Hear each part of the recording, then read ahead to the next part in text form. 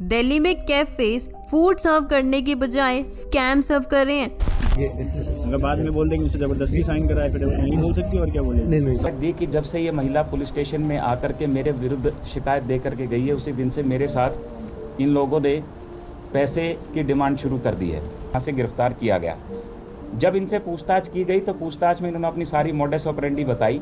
Through बम्बल app पर ये बात करते हैं और बात करके जो लोग हैं उनको ये अपनी बातों में फंसाते हैं। फंसाने के बाद उनको किस तरीके से हालत इतनी गंभीर हो चुकी है कि हर एक रेप केस जो कि आदमी के अगेंस्ट फाइल हो रहा है उसमें से सिर्फ 1% ही केस जेन्युइन होता है, क्योंकि आज बम्बल और टिंडर डेटिंग एप्स का इस्तेमाल करके लड़कियां लड़कों के खिलाफ फेक रेप केस फाइल कर रही हैं। जैसे कि आयुषी भाटिया ने एक साल में 9 मेन के खिलाफ 9 फेक रेप केस फाइल किए। तो आज इस वीडियो में हम इन्हीं स्कैम्स को एक्सपोज करेंगे और समझेंगे हम कैसे इनसे बच सकते हैं। तो वीडियो को शुरू करते हैं।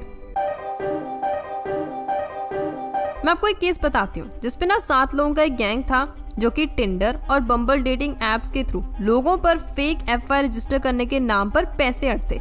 उन 7 में से पहले शिवानी का काम था कि वो टिंडर और बम्बल डेटिंग एप्स पर अमीर लोग और बिजनेसमैन के नंबर्स को सर्च करती, फिर उसको फॉरवर्ड करती शीतल को। उसका काम था उनसे चैटिंग करना, कॉलिंग करना, फिर उनको मिलने के लिए वो थर्ड गैंग मेंबर रेवती के घर का एड्रेस देती। जब वो बिजनेसमैन उससे मिलने के लिए उसके घर पहुंचता तो वहां पर जिसको वो शीतल समझ रहा था, रेवती आकर उसको पानी में कुछ मिलाकर देती, जिसको पीने के बाद वो वहीं पर अनकॉन्शियस होकर गिर जाता। Then he later found himself on a bed. इसके बाद गैंग के मेंबर्स उस पर फेक रेप केस लगाने की धमकियां देकर उससे पैसे मांगते। जैसे कि एक केस में रिस्ट वॉच, गोल्ड रिंग और 7 लाख तक की डिमांड की गई थी। जब द्वारका डिस्ट्रिक्ट की पुलिस ने उन्हें पकड़ा तो उनके पास 1.78 करोड़ रुपीस, गोल्ड रिंग्स और काफी सारी चीजें बरामद की गई थी। But this is not just one case. आप ये सुनकर हैरान हो जाओगे कि गोवा में भी एक गैंग एक्सपोज हुआ था जिसमें वो गरीब घर की सुंदर लड़कियों को पैसों का लालच देकर फंसाते, फिर डेटिंग एप्स पर अमीर लोगों को होटल्स में बुलाकर उनसे पैसे हटते फेक एफआईआर रजिस्टर करने के नाम पर। नंबर्स पे बात करें तो दिल्ली कमीशन ऑफ वुमेन के अकॉर्डिंग अप्रैल 2013 से जुलाई 2014 तक 2753 रेप कंप्लेंट्स फाइल हुई थी। उसमें से 1464 केसेस फेक थे। कारण पता क्या था? रिवेंज लेने के लिए फेक रेप केस फाइल किए जा रहे। उसमें से दिल्ली की परसेंटेज 53.2% थी। अब उनमें से भी कितने केसेस मेल्स के अगेंस्ट लगाए गए हैं उसका डेटा किसी भी ऑर्गेनाइजेशन के पास नहीं, चाहे national commission of India, national crime record bureau है, national database on sexual offenders है। तो इसलिए आज इस टॉपिक पर बात करना उतना ही ज्यादा इंपॉर्टेंट हो चुका है, क्योंकि 36 साल की महिलाएं, टीनेजर्स 16-17 साल के लड़कों पर फेक रेप केस लगा रही है। एक माइनर का केस मैं आपको बताती हूँ। केरला में रह रही 17 साल की लड़की अपने नेबर में रह रहे 18 साल के लड़के पर रेप केस फाइल करती है। जब इन्वेस्टिगेशन की गई तो पता चला उस लड़की ने झूठ बोला था और झूठा रेप केस फाइल किया था। अब सोचकर देखिए उस फैमिली पर क्या बीती होगी, स्पेशली उस 18 साल के लड़के पर जिसके कैरेक्टर पर उंगलियां उठी थी। आई नो विमेन, और जब छोटे छोटे बच्चियों के साथ रेप होता है उसके न्याय के लिए हमें सड़कों पर उतरना पड़ता है। जैसे कि 2012 का दिल्ली गैंग रेप, 2013 का मुंबई गैंग रेप, न जाने कितने सारे केसेस हैं। पर न्याय ये भी नहीं है कि वही महिलाएं, वही लड़कियां डेटिंग एप्लीकेशन जैसे टिंडर और बम्बल के थ्रू पैसे अड़ने के लिए लड़कों पर फेक रेप केस फाइल करें। जैसे कि आयुषी भाटिया ने एक साल में 9 लड़कों के खिलाफ 9 फेक रेप केस फाइल किए। इस आदमी के ऊपर मीटू हुआ बाय हिज कोलीग जिनके साथ उन्होंने 5 साल पहले काम किया था।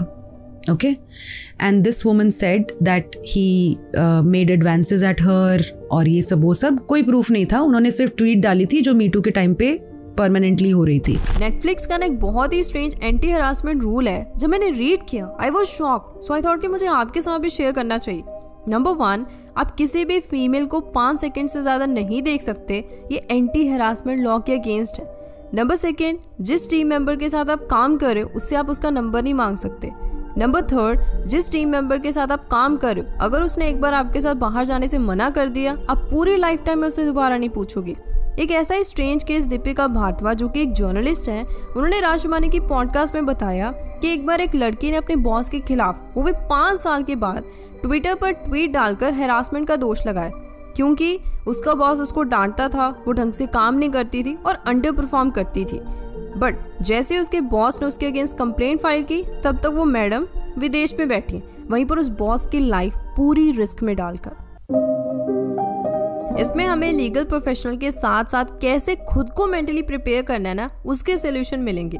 नंबर 1, एविडेंसेस को कलेक्ट करिए, जो भी आपके पास है, चैट्स हैं, पेमेंट्स है, अगर आपने कोई गिफ्ट दिया उसकी हिस्ट्री पड़ी हुई है उसको रिकॉर्ड करिए। अगर नहीं भी है तो पुलिस स्टेशन पे जाकर कंप्लेंट जरूर फाइल कीजिए, क्योंकि अगर आप निर्दोष हो तो पुलिस सेक्शन 180 और 182 के अकॉर्डिंग इन्वेस्टिगेशन करके आपको इंसाफ दिलाएगी, जैसे कि गुरुग्राम केस में हुआ था। बट याद रखें कि इन केसेस में बहुत ज़्यादा समय लगता है, पर मेंटली पीस के लिए ऐसा करना भी बहुत ज़्यादा ज़रूरी हो गया है।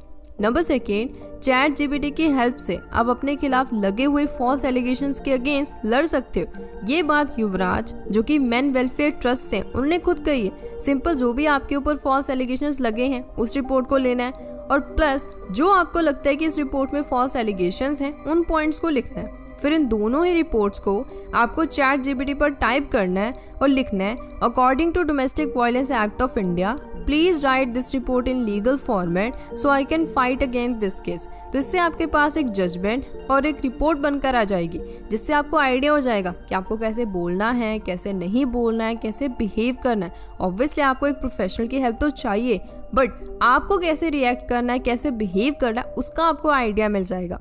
Number 3, red flags.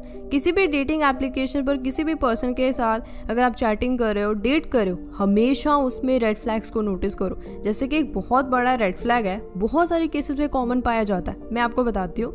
इसमें क्या होता है कि जिस पर्सन के साथ आप चैटिंग कर रहे हो, कुछ ही समय के बाद वो पर्सन आपको मिलने के लिए बुलाता है, पर एक स्पेसिफिक प्लेस और एक स्पेसिफिक होटल में। तो इससे आप समझ जाइए कि एक बहुत बड़ा रेड फ्लैग है। लुक, जैसे लॉज फीमेल्स के लिए बनाए गए हैं उनकी प्रोटेक्शन के लिए, वो बहुत अच्छी बात है, बट जैसे स्कैम आजकल मेल्स के साथ हो रहे, उसको देखते हुए मेल्स के लिए भी लॉज बनाना आजकल बहुत ज़्यादा ज़रूरी हो चुका है। अगर आपको ये वीडियो 1% भी अच्छी लगी है तो इसको ज़्यादा से ज़्यादा लोगों के साथ शेयर करिए। और आज इस वीडियो में इतना ही। सोर्सेज का लिंक आप सब लोगों को डिस्क्रिप्शन बॉक्स में मिल जाएगा। Till then, thank you, bye bye.